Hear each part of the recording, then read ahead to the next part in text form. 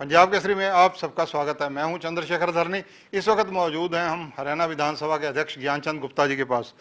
गुप्ता जी से बातचीत करेंगे। गुप्ता जी, सबसे पहले आपका स्वागत है पंजाब केसरी में। धन्यवाद धन्यवाद। आपका भी बहुत बहुत स्वागत है धनी जी, बहुत बहुत स्वागत। गुप्ता जी, जिस प्रकार से कोविड को लेकर प्राइवेट अस्पतालों में विशेषकर अगर देखा जाए लूटमार चल रही है, आपने भी कल कई जगह खुद इंस्पेक्शन की है या करवाई है, क्या रिपोर्ट मिली, कितनी सही मिली और उस पर क्या कार्रवाई हुई? देखिए, मेरे पास दो तीन लोगों की जो पेशेंट्स हैं, उनके जो रिश्तेदार हैं, उनकी कंप्लेंट आई थी कि प्राइवेट हॉस्पिटल्स के अंदर बहुत ज़्यादा ओवर चार्जिंग कर रहे हैं। जो गवर्नमेंट द्वारा निर्धारित रेट है उससे कहीं ज़्यादा बिल बनाए जा रहे हैं।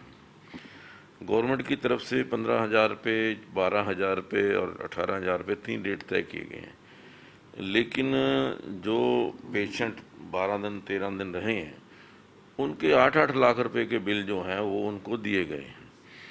तो ये जानकारी मिलने के पश्चात कल मैं यहाँ प्राइवेट हॉस्पिटल है पारस हॉस्पिटल, उसमें गया था। वहाँ पर वहाँ के जो डायरेक्टर हैं या जो डॉक्टर्स हैं उनसे जानकारी ली है, और मुझे लगता है कि जो रेट्स चार्ज किए जा रहे हैं, चाहे वो सामग्री के दवाइयों के रेट हैं या जो मास्क हैं या ग्लव्स हैं, या बहुत ज़्यादा हाई रेट्स के ऊपर चार्ज किए गए हैं। हमने यहाँ पंचकूला के अंदर रेट्स के ऊपर या अन्य जो चीज़ें हैं उनके ऊपर चेक करने के लिए हर हॉस्पिटल के अंदर एक 2 सदस्यीय कमेटी का गठन किया है, और एक हमने 3 डॉक्टर्स की ऑडिट की टीम भी बनाई है। कोई भी इस प्रकार की शिकायत आती है तो उसके वो 3 डॉक्टर्स की टीम उनके बिल को ऑडिट करेगी। तो जैसे ये एक 8 लाख रुपए का बिल आया है, एक 9,90,000 का बिल आया है, 5 लाख का, तो ये हमने 3 या 4 एक बिल उनको देख करके कहा है कि इनका ऑडिट किया जाए। जो इनके अंदर रेट्स चार्ज किए गए हैं वो क्या सही हैं या गलत हैं, या जो पेशेंट के जो रिश्तेदार हैं या अटेंडेंट हैं उनसे बात करके। क्योंकि एक अटेंडेंट ने बताया कि मेरे जो पिताजी हैं वो 6 दिन से कोमा में हैं, लेकिन उनके बारे में कोई ज़्यादा जानकारी नहीं मिल रही, और उनके रेट्स जो हैं उनके दवाइयों के और वो उसी तरीके से चार्ज किए जा रहे हैं। तो मैं समझता हूँ कि ये सारी चीज़ें सामने आने के बाद एक ऑडिट के लिए हमने टीम लगाई है। मैंने डीसी साहब, हमारे जो सीएमओ हैं, उनसे कहा है कि इस मामले की जांच की जाए।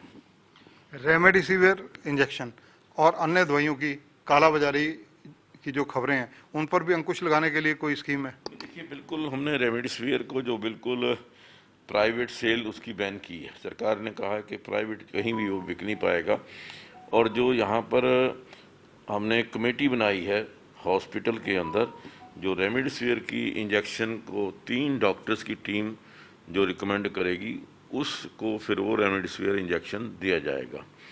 इसी प्रकार से जो दूसरा ये क्या है, टॉक्सिक एक इंजेक्शन जो 35,000 40,000 का आ रहा है, उसके ऊपर भी सरकार ने एक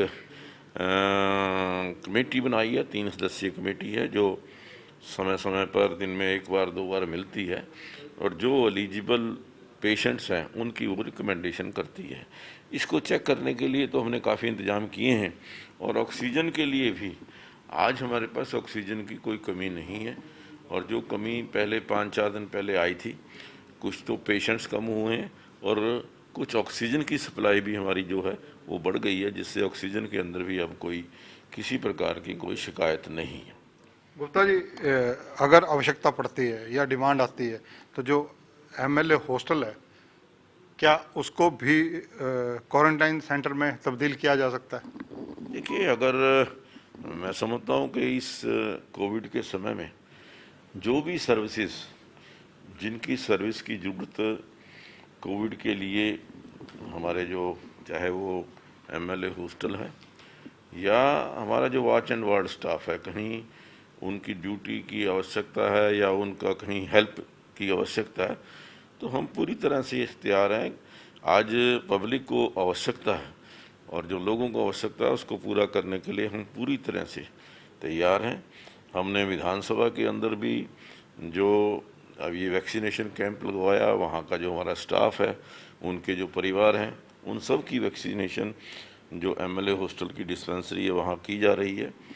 और मैं समझता हूँ कि हमने जो विधानसभा है पूरी तरह से सैनिटाइज कराई है। हर रोज हम उसकी सैनिटाइजेशन करवा रहे हैं। यानी गुप्ता जी, अगर आवश्यकता पड़ती है तो विधानसभा का जो स्टाफ है आप वो भी ड्यूटी पर कोविड जो पेशेंट्स हैं उनकी सेवा के लिए भेज सकते हैं। हाँ बिल्कुल, जो देखिए एक स्टाफ की सहमति से जो हम सेवा के अंदर वॉलंटियर्स लगे हुए हैं, एज ए वॉलंटियर हम अपने स्टाफ को भी छुट्टी करने के लिए तैयार हैं ताकि वो वॉलंटियर जा कर के सेवा कर सकें।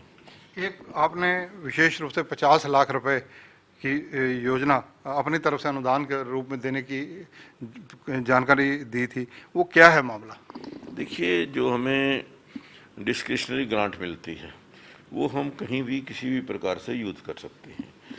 तो मैं समझता हूँ कि कोविड के कॉज से बड़ा कॉज कोई हो नहीं सकता, सेवा का काम कोई हो नहीं सकता।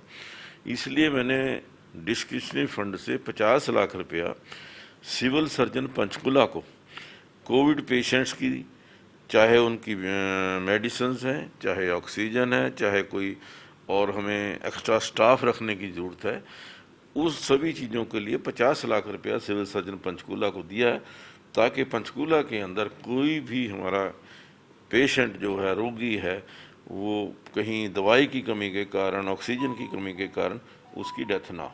गुप्ता जी, बेड्स की कमी सबसे भयंकर इस वक्त स्टेज है, इससे निपटने के लिए आपने क्या गाइडलाइन दी है, क्या बातचीत आपकी प्रशासन से हुई है? नहीं, मैं समझता हूँ कि अब हमारे पास बेड्स की कोई कमी नहीं है। लगभग 360 बेड जो हैं हमारे पास, ये जो ऑक्सीजन के हैं, और 360 बेड जो स्टेप डाउन हमने कहा है, हमने अल्टरनेट जो कोविड सेंटर तैयार किए हैं। जैसे निरंकारी मिशन की तरफ से 50 बेड का एक हॉस्पिटल तैयार किया गया है जिसमें ये हमारे जो कंसंट्रेटर हैं वो लगे हुए हैं, ऑक्सीजन अवेलेबल है। इसी प्रकार से परिक्रमा सोसाइटी के अंदर है। यहाँ और भी NGOs जो हैं वो इस काम में हेल्प कर रही हैं। आज हमारे पास चाहे वो ऑक्सीजन बेड्स हैं या और अन्य कोई बेड्स की कोई कमी नहीं है। गुप्ता जी, अब एक राजनीतिक क्वेश्चन, क्योंकि कोरोना के साथ साथ राजनीति भी बहुत जरूरी है चर्चा में आनी। तो ये जिस प्रकार से प्रदीप चौधरी जो कांग्रेस के विधायक हैं, हाई कोर्ट से उनको स्टे मिला, आपने लीगल एग्जामिन के लिए AG साहब के पास भेजा हुआ है, अब सुना है उन्होंने लिखित माफ़ी भी मांग ली है, कब तक उनके बारे में आप डिसाइड कर देंगे? देखिए, जहाँ तक माफ़ी मांगने का सवाल है, मैंने कोई ये पर्पज़ नहीं है, लेकिन जिस तरीके से किसी भी जिसने भी वो लेटर ड्राफ्ट किया था, जो लेटर जो हाई कोर्ट के जो जजमेंट है उसके साथ आया था, उसके अंदर मेरे ऊपर कहीं ना कहीं उंगली उठाई गई थी कि आपने जो उनकी सदस्यता रद्द की है वो आपकी उसके दायरे में नहीं आती थी, आपके अधिकार क्षेत्र में नहीं आती थी। तो मैंने उनको पत्र लिख करके कि किस अधिकार से मैंने उनकी सदस्यता को रद्द करने की रिकमेंडेशन की है, मैंने रद्द नहीं की है। रद्द जो हुई है वो इलेक्शन कमीशन की तरफ से हुई है, लेकिन विधानसभा का अध्यक्ष होने के नाते ये मेरी जिम्मेवारी थी कि जो मेरे पास इन्फॉर्मेशन आई है, जो 3 साल की सज़ा का प्रावधान कोर्ट की तरफ से हुआ है, उसकी जानकारी इलेक्शन कमीशन को दूं। और उनकी सदस्यता रद्द जो की गई थी वो इलेक्शन कमीशन की तरफ से की गई थी। अब उनकी तरफ से उसके ऊपर उनको स्टे मिला है, हाई कोर्ट की जजमेंट की कॉपी उन्होंने लगाई है और साथ में दोबारा से पत्र लिख करके कहा है कि वो जो पहले पत्र लिखा गया था वो गलती समझिए, या उसके लिए उन्होंने सॉरी भी फील किया है। लेकिन मैं समझता हूँ कि वो इशू ख़त्म हो चुका है। अब 1 या 2 दिन के अंदर जो ही एडवोकेट जनरल की राय आ जाएगी, उसके पश्चात हम उसके ऊपर कोई निर्णय लेंगे। गुप्ता जी, जिस प्रकार से कोविड काल चल रहा है, पिछले साल भी कोविड काल की स्थिति थी, लेकिन इस वर्ष क्योंकि मरीजों की संख्या, मृतकों की संख्या दिन ब दिन बढ़ रही है, विधायक आप तक अपनी बात कैसे पहुंचा रहे हैं, क्या तरीका आपने अपनाया है और उसका समाधान कैसे करते हैं? देखिए, हमने ये जो इस कोविड काल के अंदर अपने यहाँ विधानसभा के अंदर हमने कोविड का एक जो वहाँ पर कंट्रोल रूम जो है वो स्थापित किया हुआ है।